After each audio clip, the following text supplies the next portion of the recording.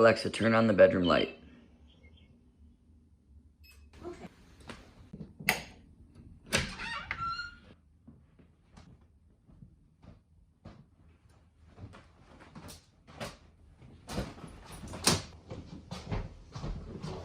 Good morning, buddy.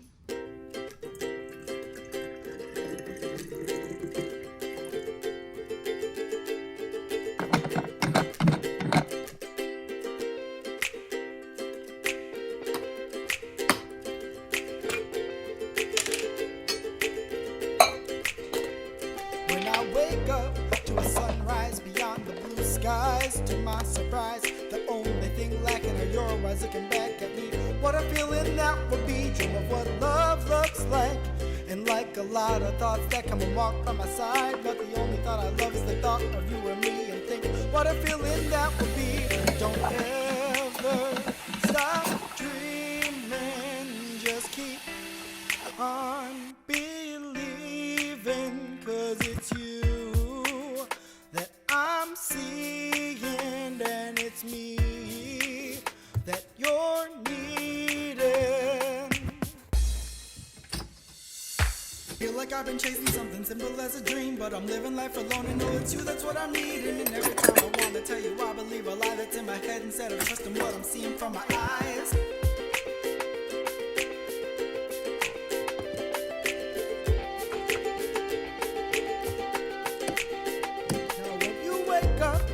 Shake up your mind and combine that with the feeling in your heart, and you'll find love. And think, go, what a feeling that would be.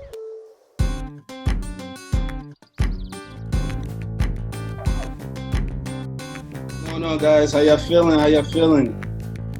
My name is Jae Skeese. I'd like to thank everybody for being here today, and I'd like to thank Creative Mornings for having me today. I'm really excited, so let's get right into it. So the definition of purpose is the reason for which something is done or created, or the reason something exists.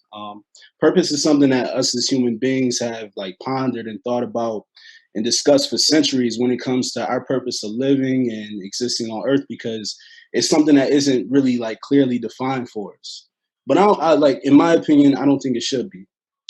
Something like purpose shouldn't be defined for you, because it's really up to you to kind of leave your mark on the world, and through doing what makes you the happiest and what makes you feel the most fulfilled by using your skill set and your network of people around you. Personally, as I've gotten older, the most cliche statements that I've heard in my life are honestly the statements that kind of make the most sense. And I don't know if you guys can agree, but life is what you make it really kind of fits right here in this moment to me. When you know something is your purpose, that purpose becomes your life. And so life is honestly what you make it. So what I want to do is I want to speak a little bit about my purpose and how I can define that said purpose, and what you can do to possibly find your own purpose and help sustain it if I can. So there's many images that may come to mind when you think of what hip hop is and the effect that it's had on our culture as Americans and just the whole entire world in general. If you think about it, hip hop went from being created at a birthday party in the Bronx 27 years ago, literally with it being 2020, it's crazy, to now being the most popular genre of music in the world. And it knows no limits in its participants and its creators, whether it be their race, their primary language, what you look like, what you smell like, nor what your primary message is that you deliver in your music, as long as that beat knocks. Although to some people, the message is what's the most important. I'm one of those people. So when I was first introduced to hip hop, one of the first records that I played and I can actually really remember was KRS-One, Criminal Minded. It was a CD that my dad would play from time to time in the house when we would be cleaning up or just hanging out. KRS-One's message can be considered, I believe, more so on the conscious and lyrical side of the hip hop content spectrum. So with that album being one of my first introductions to hip hop, along with gaining inspiration from other artists, like some of my favorite artists like Jay-Z, you got Nas, you got Lupe Fiasco, Tupac, Biggie, Mos Def, Talib Kweli. Again, they're like the type of hip hop artists that strive to paint pictures using words, and they tend to elevate minds to what's going on in primarily Black neighborhoods.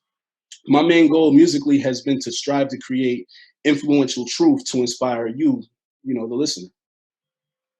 So purpose is something that can be brought to you from a number of different things, but I believe the main thing that brings people purpose is happiness when they're doing whatever it is they feel like they like to do. I've always heard if you love what you do for work, you'll never work a day in your life.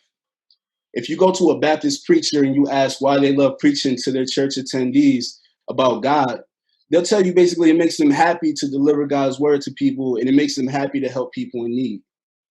If you ask somebody like maybe a NASCAR driver like Jeff Gordon, why they like to drive around, a track in a circle, in an oval shape, 150 miles an hour, 300 times. They'll tell you that they're their happiest when they can be on the track and fulfill their need for speed, and they're their happiest when they can work around cars and, race cars and be around their team who helps them, try and do what they want to do. Somebody else that I can think of off top, Gordon Ramsay. He's somebody who's very passionate about preparing food and making chefs work harder and better on his shows because, he knows that he's great at what he does. The proof is literally in the pudding. But again, he's an example of somebody who recognized their purpose by doing what makes them happy. And he actually didn't even start out doing that. He was actually a professional soccer player. But when he was unable to play soccer, I think he got injured, something like that. His life kind of took him in a different direction towards something else that made him happy. So me personally, when I first started writing lyrics and trying to learn how to rap, my content would always mirror what my favorite artists of the time's content would sound like. So I've been rapping since I was maybe 14, 15, really taking it serious since I was about 21. But when I was 14, 15, my favorite artist at that time was Lloyd Banks. He was a member of G Unit, which was a group assembled by 50 Cent, who was another one of the biggest rappers that was out at that time in like the early 2000s. So their style of rap to me would be characterized as, I would say, like hardcore gangster rap. It's like the type of rap that kind of glorifies and emphasizes the type of life that includes crime and drugs and gang lifestyle. And while, like me personally, I wasn't fully immersed in that style of living, I was introduced to it around that time, growing up on the east side of Buffalo, New York. So being exposed to it in some form was kind of inevitable just because of where I was living in my neighborhood. What kind of drew me to Lloyd Banks, though, wasn't really what he was talking about. It was more so how witty he was when he came with his lines, like the metaphors and the similes and the imagery, and overall just kind of how he mastered his style of rapping. He was the standout artist to me in his group in terms of lyrical ability. Like a line that just kind of comes to mind is like, "You can't tame Lloyd. I'm smoking by the big screen and changing the channel. Looks like I'm playing the Game Boy. I know to watch bothering your vision, but reaching out, put a dot on your head like it's part of your religion," which is from his Victory freestyle. Was at the time, to me, it was amazing because it was just like must see TV anytime he dropped a new freestyle to me, and I wanted to emulate that and be better at his craft than he was. Around this time of my life is when I really fell in love with hip hop, and I knew it was something that I could be great at because it was something that made me happy while I was doing it, and I was great at it. Like in my neighborhood, I would get praise from everyone who knew me, and quickly I became like that kid that just used to be around and like that rap like Lloyd Banks. They used to call me Little Lloyd Banks, but I was lyrically dope in my own right. I also felt like I almost had to be good at it because I lost my father at the age of 10 to pneumonia. So I knew I couldn't let my mother struggle through life with having to take care of my sister and I. So my first experience in calling a purpose was really birthed from tragedy, but I felt like it was necessary for me to step up as a young man and try and be there for my family when they needed me the most. So getting older and learning more about myself as a Black man in America and how the world perceives me and how we as Black men in America perceive the world, I realized that while it's easy for me to create music that people can relate to in some ways that glorifies negativity, it's just as easy for me to possibly create content that can highlight positivity and could possibly generate thoughts of change in certain people who live certain lifestyles, or create hope for people who may not be in the best living situations, or just genuinely inspire people with positive thoughts. What you hear in most mainstream hip hop, like 99.9% of the time, usually has like a great beat, and you can catch a nice vibe from it.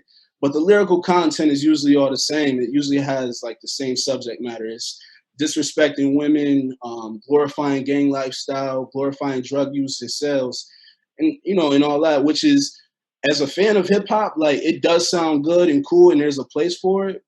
But when these things happen in real life, they normally don't lead to people finding themselves in the best situations. And with music again being so heavily influential, and hip hop being like the biggest genre of music in the world today, I will say I kind of go against the grain with my subject matter, but I'm serving a greater purpose, which is getting a positive message to the people who need to hear it the most.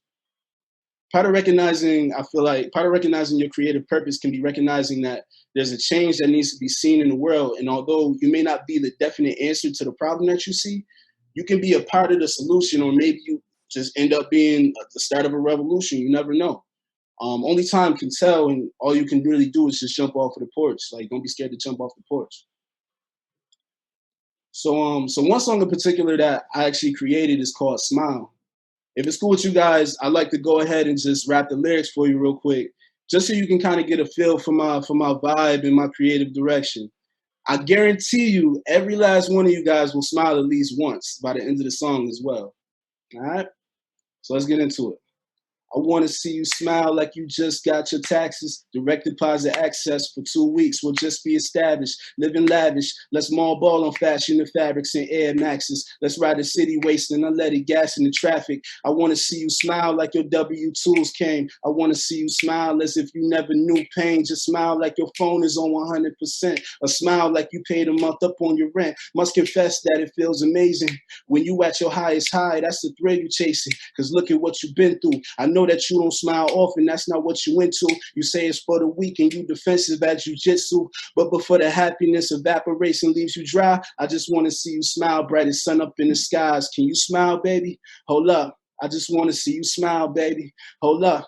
I just want to see you smile like you just got a promotion, or smile like you landed on the isle in the ocean on vacation. Just smile like that pack came in and it was loud, or when you cracked the seal on that Henny, that type of smile. Just smile like you just got home and so excited because report cards came and you ain't have to go and hide it. A smile like it's June 21st, you know it's summer. A smile like LeBron when he got the keys to that Hummer. Just smile like you getting roasted up in your group chat. It ain't no comeback, so you automatically do that. A smile is important because life, it ain't always gorgeous. The good, the bad, and the ugly, except it all is your fortune. A smile provides a portion of goodness within the moment. The opposite of how we feel, overcome with emotion. So let me see that Kool-Aid smile, that Chuck E. Cheese grin. A smile like it's 5 on a Friday. Here come the weekend, just smile. Yeah, so hopefully, y'all got the message from that. So literally, like when I wrote that song, I really wanted to touch everyone. Like whether you just got your W-2s in, so you know that soon in the coming future you'll be able to get your refund and be able to help support your family.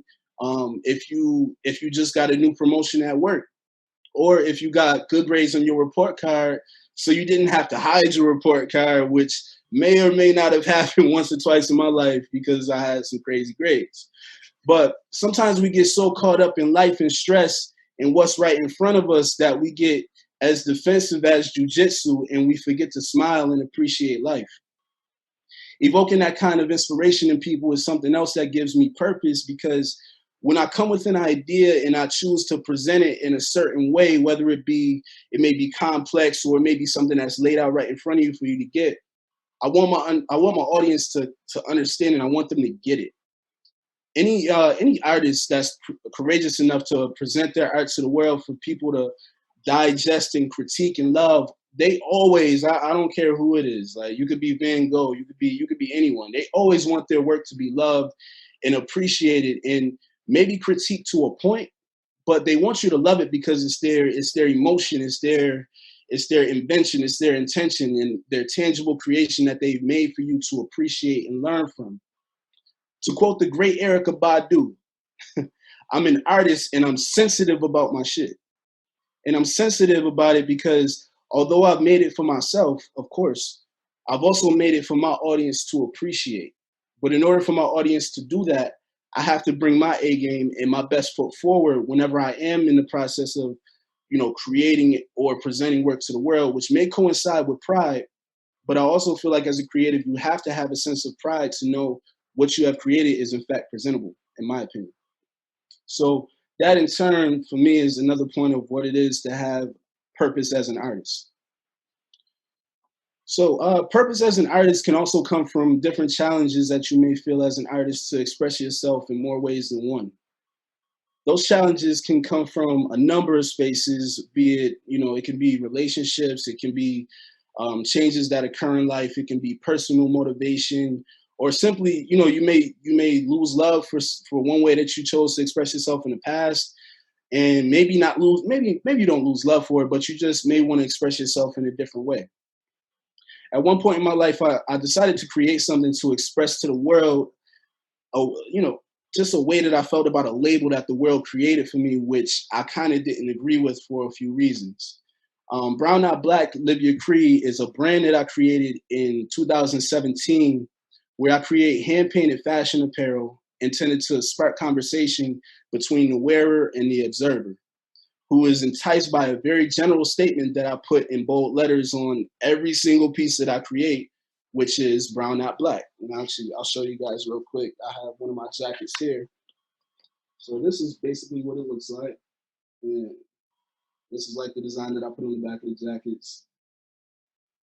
So it's in like kind of like the graffiti style. I came up with the idea by simply looking down at my hands every day when I wake up since I was about like 8 years old. And around that age, my mom would always tell me that I had a very smart mouth.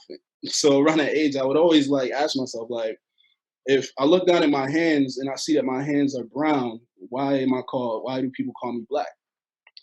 Then I just didn't really like the things that I thought of when I would associate, as I got older actually, what I would associate with the word black. When I think of the word black, I subconsciously I kind of think of like dirty or unclean or just a void, if you kind of understand what I'm saying. As opposed to when I think of like, something like white, I think of clean, I think of angelic, I think of pure. So, being that I am a black man in the eyes of society, to wear a garment that literally says brown, not black, is so indirectly direct, it almost makes the observer have to question, well, why does your jacket say that? Which is exactly what I wanted. But say if it's someone of maybe Caucasian descent or maybe Native American descent, it begs the question of what it means even further, because it challenges the observer to kind of go off of what they see as opposed to what they know even further. So it opens up the floor for the wearer and the observer for genuine conversation about a piece of art that's being worn by one person that thinks it's dope and one person who is actually genuinely interested in it for various reasons.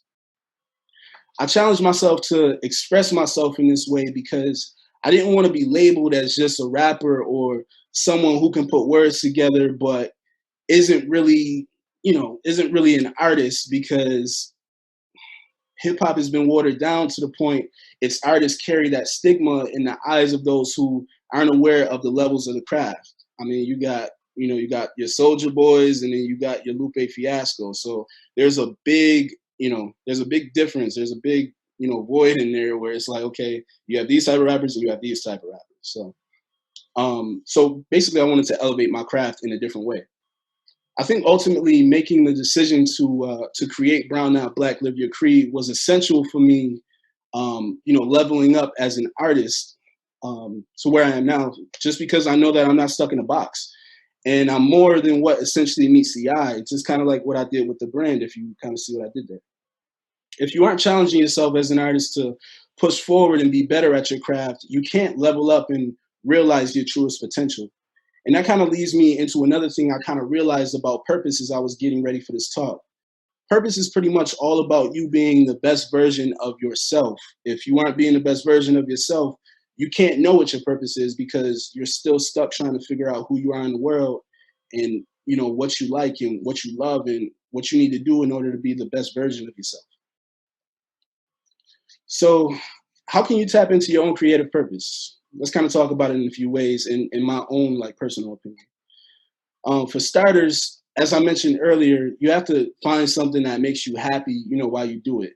And that thing that you find also, you can't be afraid to, you may embarrass yourself a few times, while you're learning about your personal style and like who you are as an artist. It's kind of crazy. Like my best friend in this world is his name is Weeze, and he will tell you stories and stories about when I first started writing lyrics, how bad I was at it. And he would never tell me that I was horrible at it because he wanted me to get better. So I would write and I would get my reps in and I would go to him like, yo, listen to these new bars, listen. And he would listen. He would tell me, this sounds pretty good, but yo, keep writing. You know what I mean? And this was at a young age. This was at 14, 15. So, I was never afraid to, embarrass myself and just really just try to get better. And that's why I am where I am today, because I never gave up. It also comes through research, and, I feel like comes through research and looking at other artists who have, inspired you, and just kind of seeing how they've helped you, bring you to the point to where now you want to become an artist and break down barriers and become great in your own right. You have plenty of artists who are inspired by other artists, and everyone takes pieces from different people. You know what I mean? Whether you're a painter, whether you're a musician, whether you're a poet, it doesn't matter. You're always going to have people in those respective lanes that you borrow from, and you kind of take from and put things into your own perspective.